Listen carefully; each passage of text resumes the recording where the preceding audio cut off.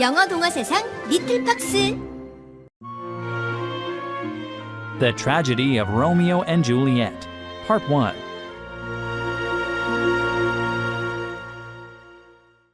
This is the greatest love story ever told, or at least the most famous. As you would expect with such a great romance, it has young lovers, secret meetings, aching hearts, and flowery words of passion. Sadly, the story is also a tragedy, and our two young heroes must also learn the cruel fate that awaits tragic lovers. But that's getting ahead of the story. Let's start at the beginning of the tragedy of Romeo and Juliet. Our story is set in Verona, where the city's two chief families, the Capulets and the Montagues, were enemies. There had been an old quarrel between these families, which grew so great that it extended even to the most distant cousin. In fact, not even a servant of the house of Montague could meet a servant of the house of Capulet without fierce words and sometimes bloodshed. One morning, the son of Lord Montague, Romeo, met his friend Benvolio, who had just witnessed one of the frequent brawls between the Capulets and Montagues that too often disturbed the city. And because Benvolio was a Montague as well, he had almost been caught up in the fight. "Good morning, cousin," he greeted Romeo. "Is it still morning? How can the day be so young?" Romeo wondered, too preoccupied to notice his friend's excitement. "Why, it's only 9 o'clock, Benvolio answered. Almost to himself, Romeo sighed. Sad hours seem long. "Romeo, what sadness so lengthens your hours?" "I'm in love, but alas, I'm out of favor with the woman I love. Rosaline doesn't love me." Benvolio suspected as much. Romeo had a passionate heart, and Benvolio had often seen him walking alone under the city's sycamore trees sighing. He was trying to cheer up Romeo when they were interrupted by a messenger carrying an invitation to a costume dance. The servant asked them if they knew where to find the gentlemen and ladies whose name were written on the sheet of paper. Looking at the invitation, Romeo noticed the name of the hard-hearted Rosaline. "Here is your cure," suggested Benvolio. "We shall go to the dance. You'll conclude that your swan is no better than a crow when you see her among all the other beauties of Verona." Romeo had little faith in Benvolio's words, but he was happy to go just for the chance to see his swan. "You two are most welcome," said the messenger. "My master is the rich Lord Capulet, and any who are not of the house of Montague may attend." "How can we go to a dance at Lord Capulet's?" said Romeo after they had sent the messenger on his way. "The prince of the city has ordered that our quarrelsome families should not disturb the peace again. If a brawl breaks out, our lives will be forfeit." "It is a costume dance," pointed out Benvolio. "We can wear masks and they will gain us entrance." So that evening, young Romeo and Benvolio, along with their friend Mercutio, went to the dance dressed in costumes and masks. At Lord Capulet's house, as the guests were arriving, Lady Capulet called for her daughter Juliet. "I am here, mother," said Juliet, arriving with her nurse. "What is your will?" Lady Capulet paused. She wasn't sure how to begin. "Nurse, you've known Juliet since she was just a baby. How old is she?" "Well, the summer festival is in 2 weeks," began the nurse, "so it's almost her 14th birthday. She was the sweetest little baby born the night before the festival, as you know. It was the year after the earthquake, so I remember it well." "Stop chattering," interrupted Lady Capulet. "You can never give a simple answer." She paused again. "Tell me, Juliet, how do you feel about marriage?" Juliet blushed. "Oh, mother, it is an honor I haven't even dreamt of." "Well, you must think of marriage. Many women younger than you are married ladies now, and the young Count Paris has asked for your hand. He's coming to the dance tonight." Juliet politely made no promise but agreed to decide after she saw Count Paris for herself. "Count Paris is such a gentleman," said the nurse as they walked toward the dance hall. Romeo and his friends entered just as Lord Capulet called out, "Come, musicians, play!" and the lively music started. Romeo's friends rushed toward the dance floor, but he wanted to stay by the door to watch. "You two go ahead," Romeo encouraged them. "Tickle the dance floor with your toes." Then he leaned against a column and watched the dancers step and sway and twirl. Juliet had left her nurse and was one of the first onto the floor as well. Gradually, the patterns of the dance brought her in front of Romeo's eyes. When he saw her, he felt as though his heart had stopped. "What lady is that?" Romeo quickly asked a passing serving man. "She's so glorious she even teaches the torches how to burn bright." But he didn't bother to listen to the servant's answer. His heart was already caught. "Did my heart love before?" he said out loud. "If it did, I deny it, for I never saw true beauty until this night." When the song ended, he stepped out into the crowd to find the beautiful girl. At just that moment, Tybalt, a hot-headed nephew of Lady Capulet, had been standing behind Romeo and recognized his voice. "How dare Romeo, that sneaking Montague, come into this house?" he snarled and pulled out his sword. But his uncle saw him and warned him to put his weapon away. "Tybalt, I won't let you cause an uproar among my guests," he scolded. Furious, Tybalt was forced to be patient, but he swore revenge quietly to himself. Across the room, Romeo found Juliet. Knowing that because he wore a mask, he could dare to be more forward, he approached and gently took her hand. With playful charm, he called her hand a shrine. "I am a poor pilgrim," he said, "who must kiss this holy shrine." "Good pilgrim," Juliet replied with a clever smile. "Pilgrims should use their lips for prayer." Romeo removed his mask and looked into her eyes. "Yes, sweet saint, but lips can pray the way hands do. Palm to palm, they gently touch," he said, and leaning forward, he gently touched his lips to hers. "O pilgrim, you have sinned," Juliet said, but she was smiling warmly. Romeo was about to answer with another witty reply when Juliet's nurse interrupted them. She looked at Romeo's face with surprise and then said, "Juliet, your mother wants a word with you." "Who is her mother?" Romeo quickly asked the nurse as they turned to go. She replied that Juliet's mother was the lady of the house and hurried to catch up. Romeo's heart stopped for the second time that night. "She's a Capulet, then," he gasped. Quickly, he put his mask over his face again and turned to find the door. For her part, Juliet was waiting impatiently to ask her nurse the same question. "That handsome gentleman just leaving now, do you know his name?" "The young man you were talking with so closely," said the nurse. "Oh, Juliet, do not ask after him. His name is Romeo, and he is a Montague. He is the only son of your father's great enemy." Her nurse stared at her. Juliet's face had turned pale. "Must I love my enemy?" she said. The Tragedy of Romeo and Juliet, Part 2.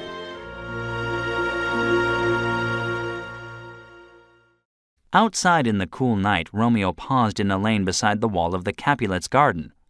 "How can I go forward when my heart is back there?" he thought. He heard his friends calling for him as they left the dance, and somehow their laughter and clowning helped him make up his mind. He climbed the wall and leapt down on the other side. The garden was small, and above it a balcony extended from a second-floor bedroom. A light came on in the window. "What light is this?" he asked softly and quickly hid in the shadows. His heart leapt when he saw Juliet step out into the night, and with a smile to himself he answered his own question. "This light is the east, and Juliet is the sun." Juliet leaned on the balcony rail with her cheek resting on her hand. Deep in thought, she sighed his name. "Oh, Romeo," she said, not seeing him below. "Why do you have to be named Romeo? A rose by any other name would smell as sweet. But if you won't deny your name, just swear you'll love me and I'll marry you and no longer be a Capulet." "My dear saint, I take you at your word," Romeo called out happily from below. Juliet knew who it was as soon as she heard his voice and looked down with joy to see Romeo standing there. She blushed and wished that she could recall her words. "Do you love me in truth?" she asked. "I have given you my heart's answer before you even asked." "My love for you is as deep and boundless as the sea," Romeo replied. With this exchange, Romeo and Juliet promised their love to each other.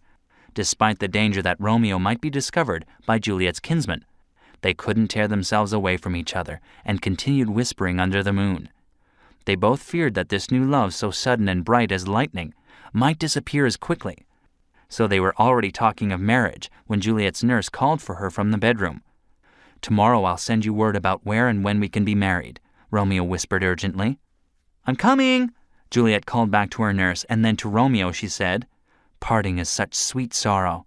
But now I must say good night." When she had disappeared from the balcony, Romeo leapt over the garden wall as lightly as if love had given him wings. Too excited to sleep, he hurried to a nearby monastery to find Friar Lawrence. The friendly monk was performing his early morning devotions when Romeo interrupted him. In a gush, Romeo explained everything, how he and Juliet had met and fallen in love. He asked the friar to marry them in secret that very afternoon. Friar Lawrence thought Romeo was being rash. "Be wise and slow. They stumble who run too fast," said the friar, but in the end he agreed to Romeo's request. He had always been fond of Romeo and believed that his love was sincere. Secretly, he hoped that this young love between the Montague and the Capulet might begin to heal the hatred between the two houses. Romeo was in high spirits as he returned from the monastery. He met Mercutio and Benvolio in the street, who were curious about where he had gone after the dance. He traded jokes with them but cleverly avoided answering their questions. When Juliet's nurse approached, he said goodbye to his friends, promising to dine with them later. Quickly he explained to the nurse the arrangements he had made with the friar, and she left to give the news to Juliet. Juliet, who had been too excited to sleep all night, was waiting impatiently in her father's garden. When her nurse arrived, she quickly burst out, "Did you see him? What did he say?" "Have patience, just a minute. Oh, how my bones ache," said the nurse with a sour face. "I am so out of breath. All this running back and forth through the town is enough to give me a backache." "You certainly know how to put your nurse to the test." "I've never been asked to do such a journey so quickly. Even your mother when she sends me to the market." "My mother? I didn't ask you about my mother," said Juliet impatiently. "What did Romeo say?" "The young are so impatient," said the nurse. And then before Juliet could pester her with more questions, she asked, "Do you have time to go to church today?" "I have," said Juliet. "Well, hurry then, because this afternoon at Friar Lawrence's monastery, you'll find a husband waiting to make you his wife."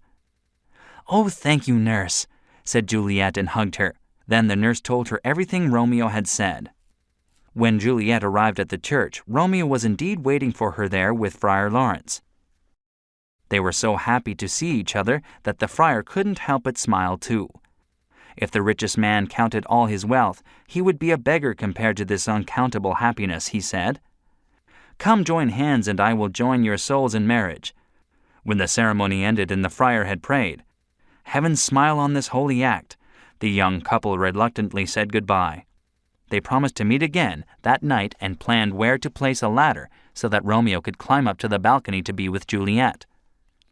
That same afternoon, Tybalt was leading a group of Capulets through the city looking for Romeo. When he came across Benvolio and Mercutio in the city square, he insolently demanded to know where Romeo was. Romeo's friends quickly took offense. Tybalt, they could see, was planning some violence against Romeo. Mercutio pulled his sword, then Tybalt drew his sword, and while they were still arguing, Romeo entered the square. "Aha!" cried Tybalt. "Here comes the villain! Romeo, stand and put up your sword." Romeo, you must remember, was just returning from his wedding, so the old feud was the furthest thing from his mind. "I am no villain of yours, Tybalt," Romeo protested calmly. "In fact, I love the name Capulet as dearly as my own." Mercutio was neither a Capulet nor a Montague, but he was one of Romeo's oldest friends, and he was as impetuous and headstrong as Tybalt. Pushing Romeo aside, he faced Tybalt and called him a hateful, stinking dog. Tybalt answered with a swing of his sword, and they began to fight. "Stop this outrage!" cried Romeo. "Fools, the prince will arrest you!" cried Benvolio, and together he and Romeo rushed in to separate the two fighters. Romeo took hold of Mercutio's arm, but before Benvolio could restrain Tybalt, the young Capulet struck Mercutio with a thrust through the chest. Mercutio cried out in pain, and seeing him collapse in Romeo's arms, Tybalt quickly turned to escape. Romeo could see in his friend's eyes that he was fatally wounded. Mercutio, too, knew he was dying. "A plague on both your houses!" he gasped. "I am slain!" Romeo could not contain his rage. He laid Mercutio on the pavement and pulled his sword. "Stay, Tybalt!" he called out in a furious challenge. "Stay to keep my dead companion company, because God help me, you will accompany him to the grave." The Tragedy of Romeo and Juliet, Part 3.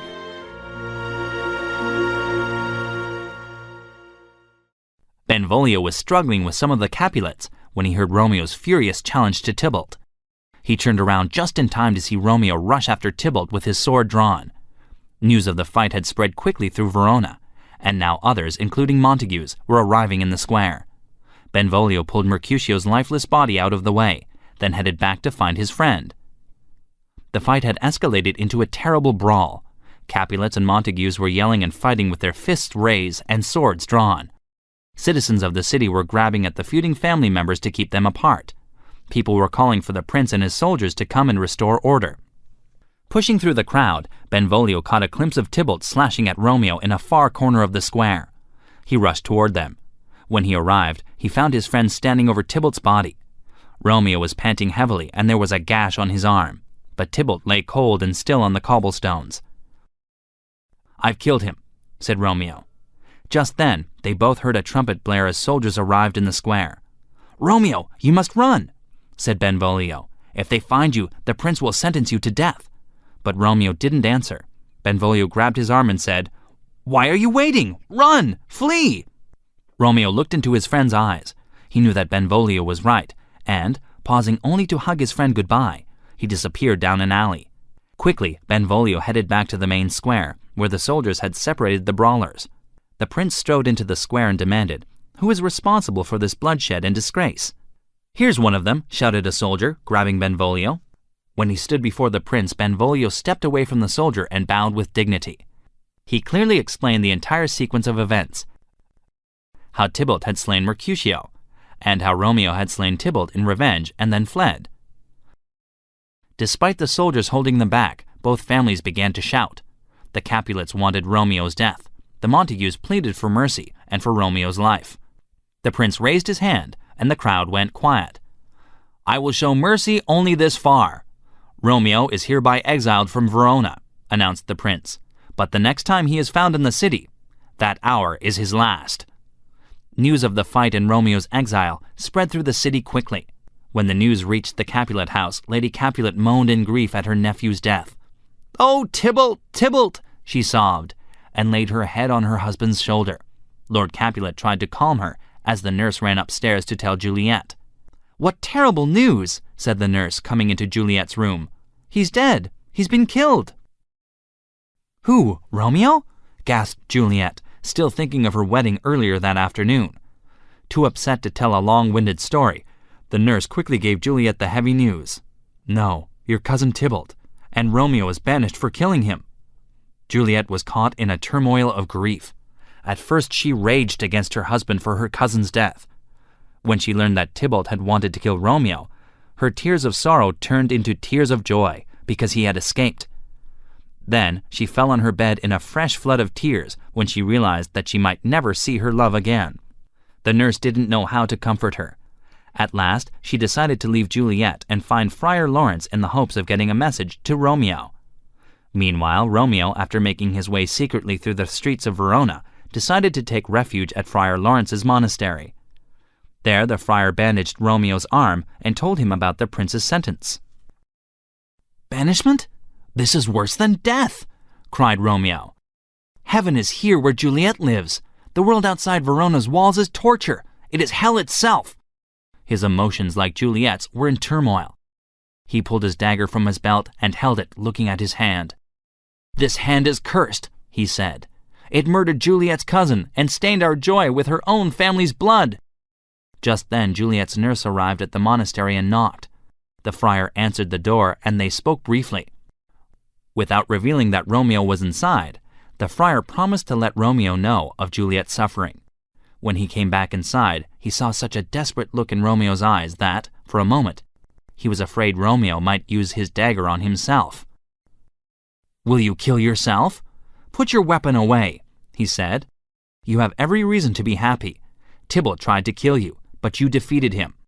By law, you should be sentenced to death, but the prince softened your sentence to banishment. And Juliet is alive and calling for you." At the thought of Juliet, Romeo stood up and put his dagger away. Friar Lawrence told him to visit his love that night, as they had originally planned, but warned him to escape to nearby Mantua before morning. "When the time is right, I'll announce your marriage and joyfully reconcile your families. Then the prince cannot refuse to pardon you, and you can return," he explained. "While you're away, I'll send letters with news." So that night, when Romeo snuck into the garden where he and Juliet had first vowed their love, he found a ladder hidden just where they had planned. He climbed up, and Juliet happily welcomed him onto her balcony. Together, they smiled for the first time since the horrible events in the city square that afternoon. Downstairs, in the front hall, Juliet's parents were just saying goodbye to Paris, the Count, who wanted to marry Juliet. "Juliet won't come down tonight," said Lady Capulet. "She is too distraught over Tybalt's death." "These are sad times," said Paris. "My wife will talk to my daughter in the morning," Lord Capulet said. "I promise you in 3 days the two of you will marry." "I thank you," said Paris, and they shook hands before saying good night. As dawn approached, the birds began to chirp and the sky grew lighter in the east. Romeo knew it was time for him to leave. "Will you go?" said Juliet. She also knew it was time for Romeo to leave, but she couldn't bear to part. "The day isn't near. That bird you heard was the nightingale, not the lark. It sings in our garden every night." Romeo smiled. "Oh, believe me, love," she said, "it was the nightingale." "It was the lark," said Romeo, "the herald of the morning." But Romeo too did not want to leave. "Together, dear Juliet, we'll pretend that the sun doesn't brighten the clouds in the east, but some strange meteor instead. Let me be captured and put to death, as long as I never have to say goodbye." At these words, Juliet remembered the danger he faced, and her longing suddenly changed to fear. She threw her arms around his neck. "It was the lark. The stars have gone and the sky grows light. Oh, you must go." Romeo stepped to the ladder and climbed over the balcony's rail. "Farewell, farewell. One kiss and I'll descend," he said, and their lips touched one last time. Then, without a word, Romeo climbed down and was gone. The Tragedy of Romeo and Juliet, Part 4.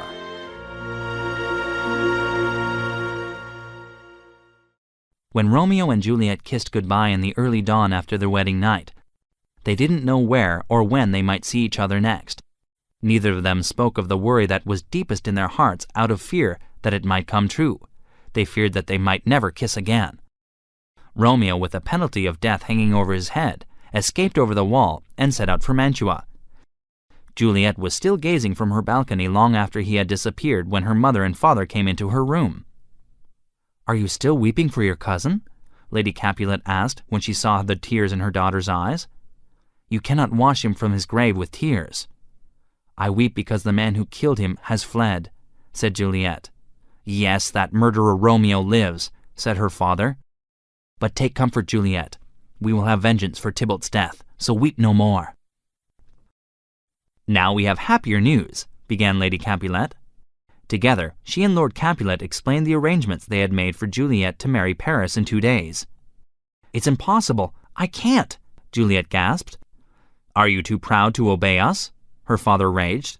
He had expected her to be grateful for their finding her such a worthy husband. Juliet dropped to her knees. "Oh, father," she pleaded, "delay the marriage for a month, a week." "I have given my word to Count Paris. I will not take it back. On Thursday, you will marry him," shouted Lord Capulet, and, grabbing his wife's hand, he pulled her from the room, leaving Juliet still kneeling on the floor. At first, Juliet didn't know what to do, but she quickly composed herself. She put on her cloak and called her nurse. "Tell my mother I am sorry that I displeased father, and that I have gone to Friar Lawrence for confession," she said. When she arrived at the friar's cell, he called out to her from the door. "Ah, Juliet, Count Paris was just here. He asked me to perform your wedding on Thursday. This is terrible." Juliet quickly slipped inside his cell and faced him with determination in her eyes. "God joined my heart to Romeo's when you joined our hands. I would rather lie dead beside Tybalt in the tomb than force my heart to be a traitor to Romeo." "Do you truly mean this?" the friar asked, because her words had suggested a desperate plan. The friar had a potion that would cause whoever drank it to appear cold and lifeless for 42 hours, but then awake as if from a deep slumber.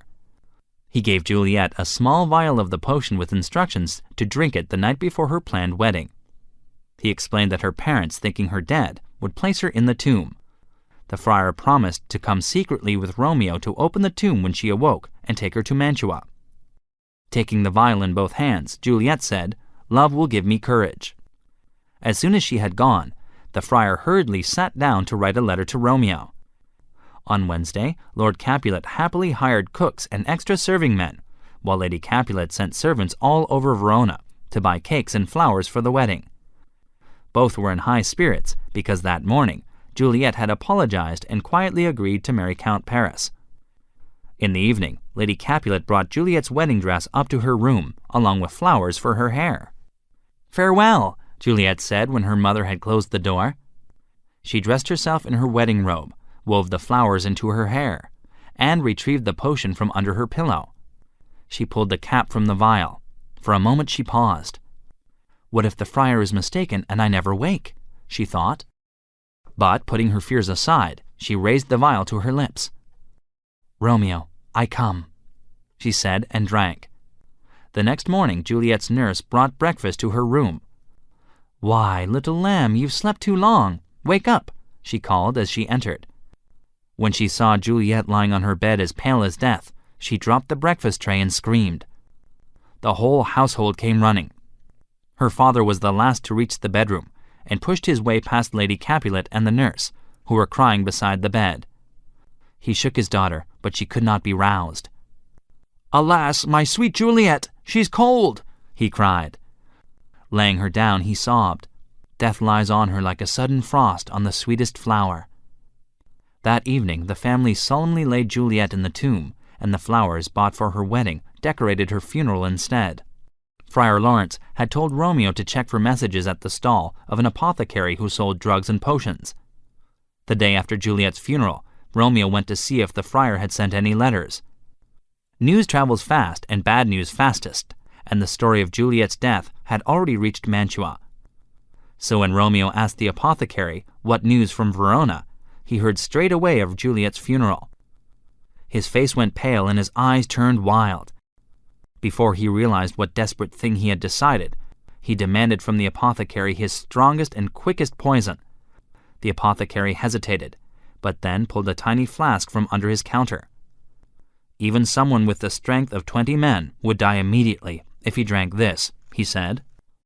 Romeo paid for the poison with a small purse of gold, and as he grasped the flask, he felt an emptiness in the pit of his stomach. "Well, Juliet, I will lie with you tonight," he said.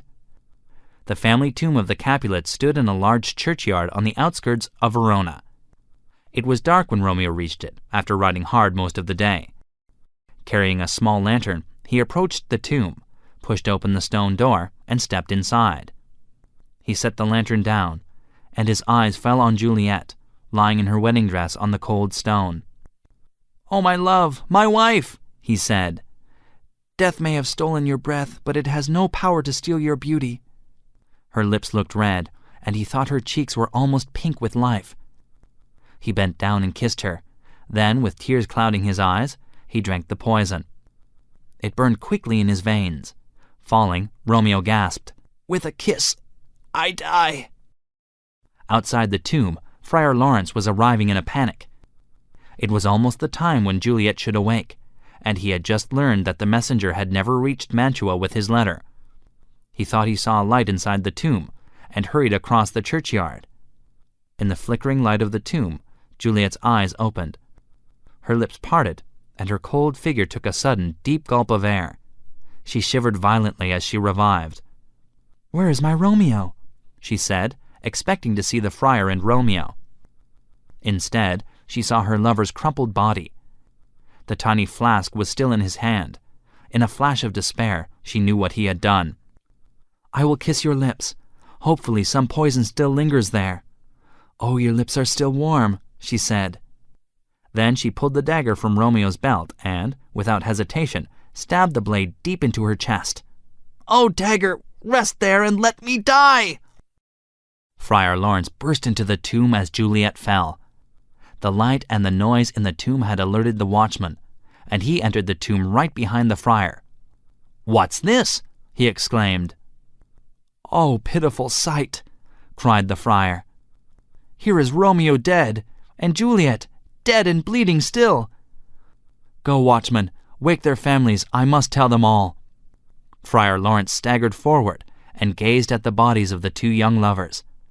For never was there a story of more woe than this of Juliet and her Romeo.